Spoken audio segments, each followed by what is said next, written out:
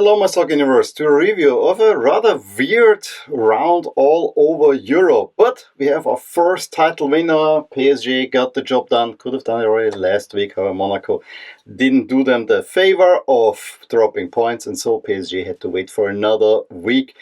The only thing that's really remarkable about that is the way that PSG won this time around. No stars, this was really a team effort. Let's see how they will do in the Champions League.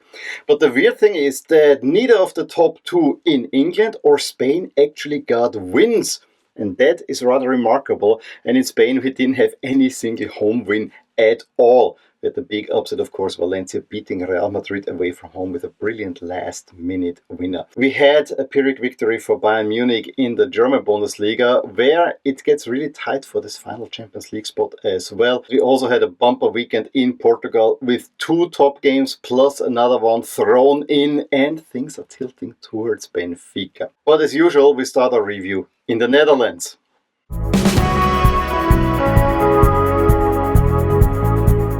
The top three in the Eredivisie are more or less solidifying, and that's the equivalent to the Champions League spots, two fixed spots and one in the qualification rounds, which now seems like it is Feyenoord. But the race for the other European spots is really getting interesting, and there's also the cup final between two hopefuls that might also happen between AZ and the go-ahead Eagles. Heerenveen takes for now the last playoff position, and last time around the last place team actually made it all the way into the Conference League qualifying, thanks to a 3-1 home win over relegation-threatened Willem II. Meanwhile, AZ really seem to be resigned onto the cup final. Their form as of late has not been great. They lose at home to Feyenoord, who now get some distance between third and fourth, 1-0 thanks to Burmester own goal. And AZ also do not look certain to qualify via the league for the Conference League, at least not that easily. For now they're overtaken by 20, but they only manage a 1-1 draw at home against Sittard. Again, Stain with a penalty gives them the go-ahead goal, however very late they concede an equalizer. Meanwhile, the other cup finalists, the go-ahead Eagles, had Utrecht, the fourth place team, really on the ropes, leading already 2-0 over 17 minutes. However, just before the halftime, Rodriguez equalizes for Utrecht and it ends in a draw. And so I guess Utrecht will play next year in the Europa League unless there's another collapse coming. But you know, the teams behind them are also not all that strong. In whatever pieces are left from the championship round, PSV at least keep Ajax honest thanks to a 3-1 away win at Groningen with Tilman Perisic and Bakayoko scoring the 3 goals. However, Ajax also get a win over NAC Breda. It was a comeback win because Sauer with the first shot on the Ajax goal gives NAC the lead. However, then it's a penalty stupidly given away by the goalkeeper that allows Kenneth Taylor to equalize from a penalty spot, and just a few minutes later Berghuis turns the game around in favor of Ajax, and a whole lot of nothing until Mokio seals the deal in the 76th minute with the first shot on goal for Ajax in the second half.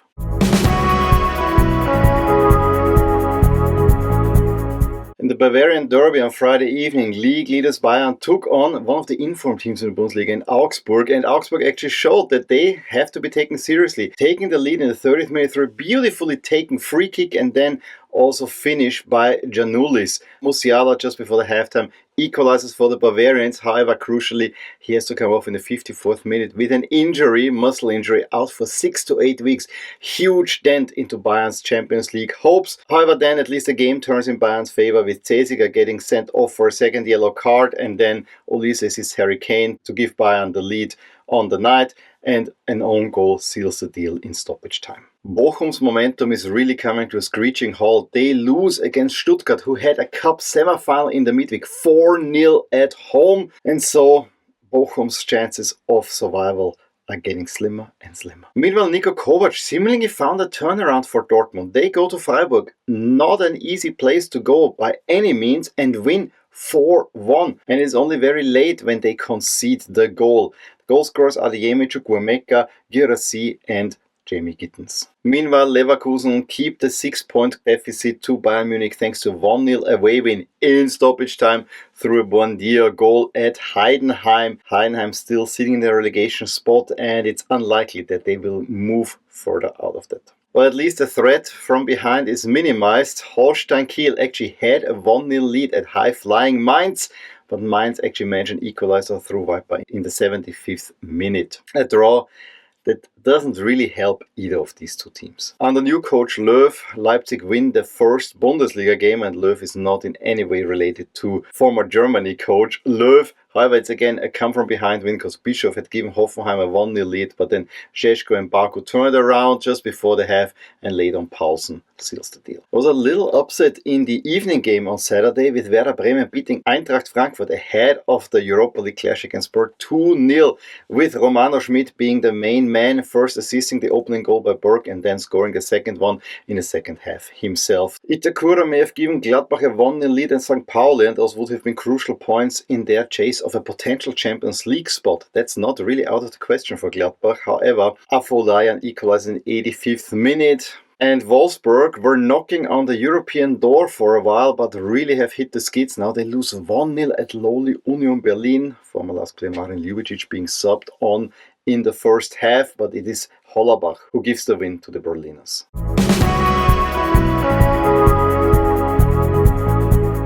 In France, we have our first confirmed league champion in PSG, who get the necessary point. In effect, they get all 3 points with a 1-0 win over Angers. Not much to come about Désiré Doué getting the winning goal, and it's all about the Champions League now for PSG. Meanwhile, the race for the Champions League spots is really heating up. Brest actually beat Monaco thanks to a 94th minute winner by Camara. And that loss allowed OM, who had been on Retiro, Italian coach, Italian manners of course, to overtake Monaco with a 3-2 home win over Toulouse. Was a rather messy one. There were own goals in there. They had a 3-1 lead, Greenwood and Rabiot scoring, but in the end it got also a teeny bit tight. However, it is Strasbourg who now sit in the Champions League qualification spot thanks to beating Reims.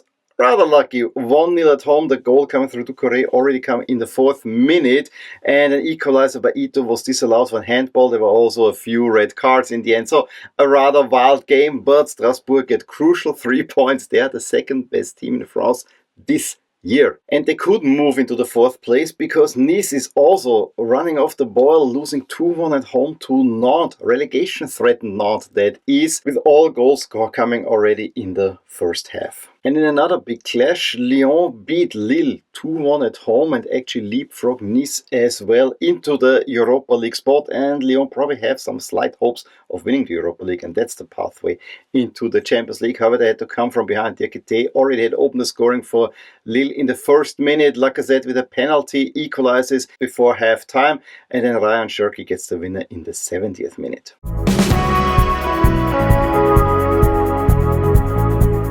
Arsenal got a relatively weird Premier League round started by dropping points at Everton. They had a 1-0 lead through Trossard, when Ndiaye penalty secures the 1 point for the Toffees, who actually helped Liverpool on that day. And so Liverpool even could afford to lose at Fulham on Sunday, a 3-2 loss. A little bit out of nowhere, and we know that Liverpool have not been in great form. McAllister gave Liverpool the lead, however, already in the first half.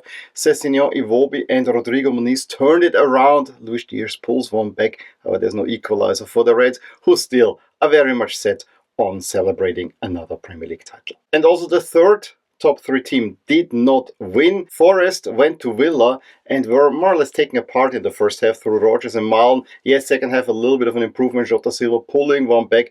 However, it's a loss for the Tricky Trees, but a huge one for Villa, who are now looking potentially for another Champions League spot. However, they have some ground to make up. Speaking of this race for the Champions League spots, and yes, there might be up to 8 Premier League teams in Europe next season, and also 5 in the Champions League, most likely. So it is actually a top 5 race. However, City do not anything to bolster their position, playing out only a 0-0 dreary draw at United, and there's really not much more I can tell you about that one. And so Newcastle used the opportunity of having the easy fixture in the schedule, going to Leicester, and the game was already over before it really had started. Murphy scoring a brace in the first 11 minutes, Harry Barnes adding a third one, and then it's just cruise control.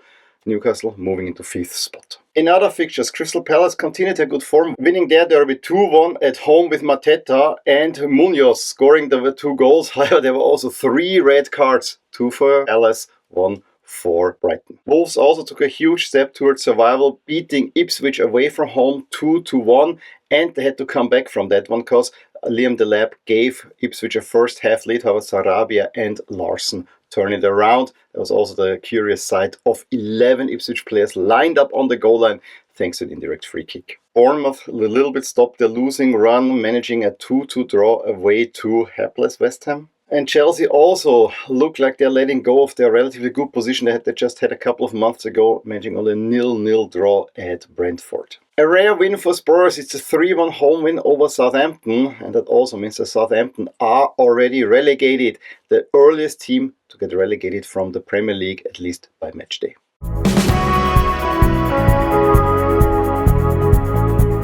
We're probably the most remarkable round in La Liga. Not a single home win in 10 games, and that despite the two big boys playing at home.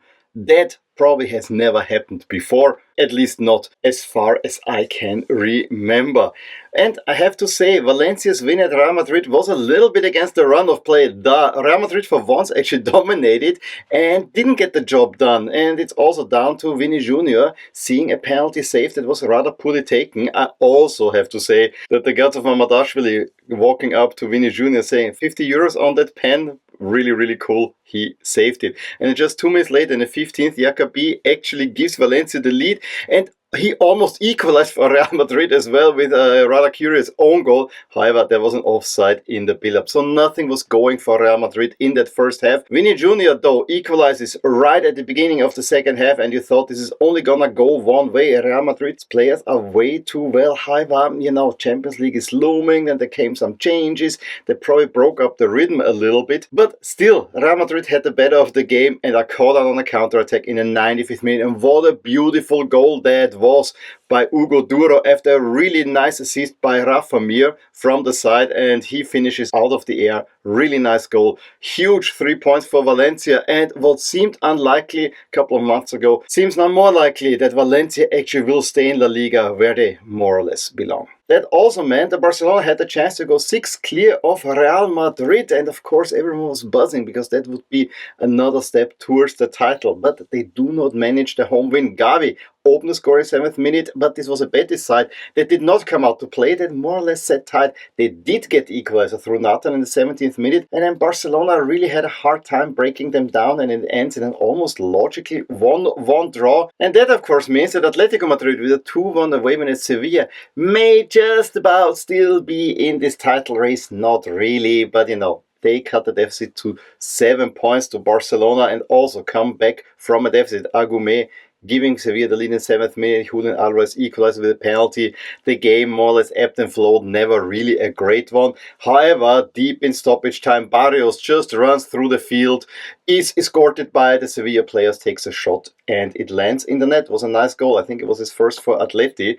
Atleti get 3 points and a little bit of a bounce back after their rough month. The Sunday evening game between Villarreal and Athletic Club, a potential clash for this 4th spot, but I guess Spain will get 5 spots in the Champions League, so those two teams will most likely end up in the Champions League unless Betis go on a run. Ended in a rather entertaining 0-0 draw. And nothing was more entertaining than Barry's disallowed goal for a handball. He basically made a volleyball move before he slammed it into the net and even celebrated after that. I mean, it was a blatant handball and of course was called off. Let's go through the other results that actually had quite some implications also on the bottom end of the table. Espanyol go to Rayo, completely outplayed them, should have led by way more than the 2 goals at halftime. And it ends an overall in a 4-0 drubbing of Rayo, and I guess Europe for Rayo is a pipe dream. Alaves also solidify a little bit the spot outside of the bottom 3 with a 1-0 away win at Girona. And could this Girona team being caught in a relegation fight? Celta also are eyeing a European spot, getting a 2-1 away comeback win at Mallorca. Gonzalez and Lopez turning it around in the second half. And Real Sociedad also have not really given up on Europe. They get a 3-1 away win at Las Palmas, a Las Palmas team that more or less seem a certainty of getting relegated. And similarly, Real Valladolid down and out. They lose to Getafe 4-0 at home. So this is a second 4-0 away win by lowly teams. I don't think a Getafe ever has won 4-0 away from home. And it got even worse. I mean, Valladolid players were fighting on the bench with each other because they're just so bad. And on Monday evening, a late Raba penalty salvages a point for Leganés against Osasuna.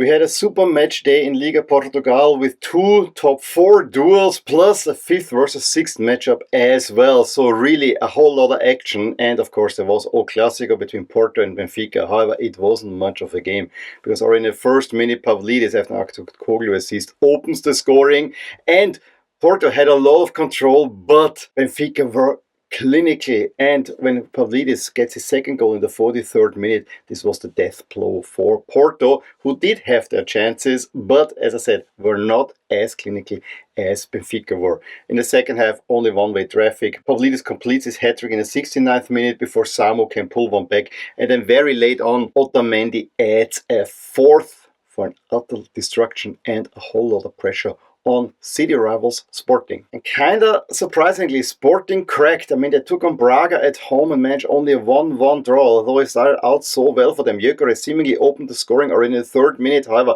was called back for an offside. He then gets the goal in the 15th minute, and you thought Sporting are in good way. However, late on, Patrão equalizes for Braga, and so the advantage now is handed towards Benfica, who have a 2-point cushion on top of the table, and Sporting now need to win the derby. At least it's at home. And Vitória also keep their hopes for Europe alive thanks to a 2-0 home win over Santa Clara, who sits still in 5th place. However, the deficit is now down to a single point. Mendes and Gustavo scoring the 2 goals in a 2-0 win. Wild weekend, at least we still have theoretically 2 title races in Portugal and in Spain. And all other leagues, it seems like a foregone conclusion, although Bayern with that injury, might they lose the 6-point cushion to Leverkusen? Let me know in the comments below what you think about this and all the other leagues that we've been talking in this video. Give me a thumbs up if you enjoyed this video, subscribe to my channel if you want to see more videos like these, and I'll talk to you soon about more things in my soccer universe. Bye! Hey there, I really hope you enjoyed this video, and if you did, here are some videos and playlists that you may enjoy too. Also, please consider subscribing to my channel and hit the little bell icon so you get notified whenever something happens in my soccer universe. And with that, have a wonderful day. Bye!